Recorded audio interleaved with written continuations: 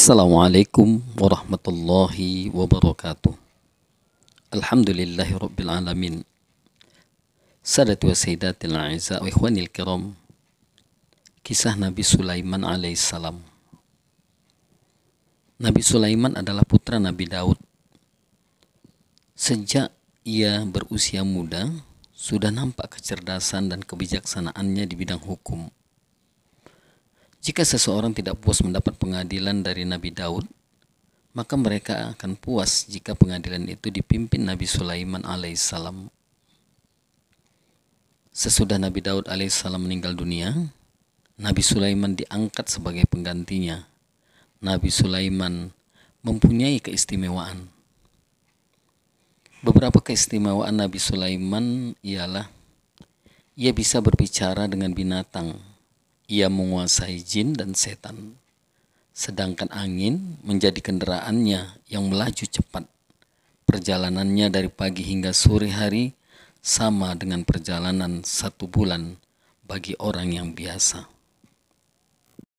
Sadatu wa sayyidatil a'izza wa ikhwanil kiram. Mengadakan apel besar. Pada suatu hari Nabi Sulaiman mengadakan apel besar bagi seluruh bala tentaranya, baik dari golongan jin, setan, binatang, dan manusia diperintahkan sama berkumpul menghadap Nabi Sulaiman alaihissalam. Semua sudah hadir kecuali seekor burung bernama Hudhud. Mengapa burung Hudhud terlambat datang, kata Nabi Sulaiman. Sungguh, jika tidak bisa memberi alasan yang jelas atas keterlambatannya, sebagai hukuman untuknya, saya akan menyembelihnya.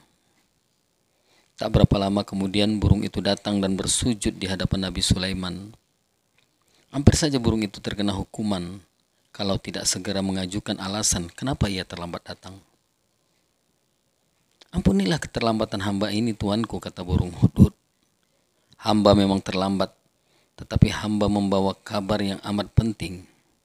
Di negeri Sabah, hiduplah seorang ratu bernama Balqis. Ia mempunyai singgasana yang agung.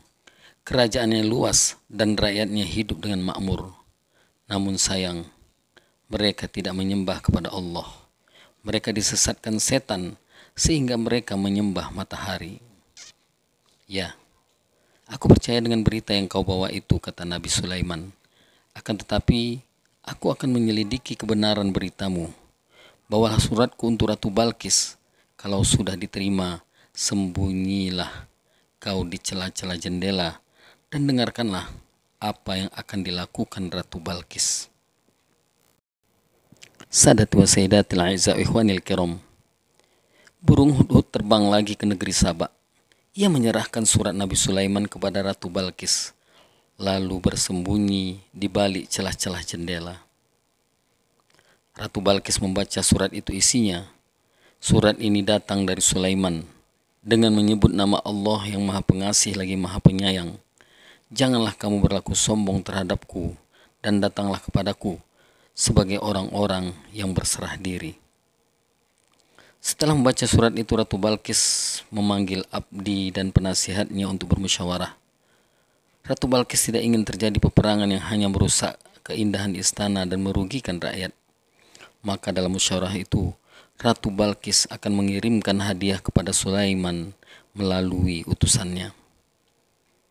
Sadati wa sayyidatil a'izza wa ikhwanil kiram.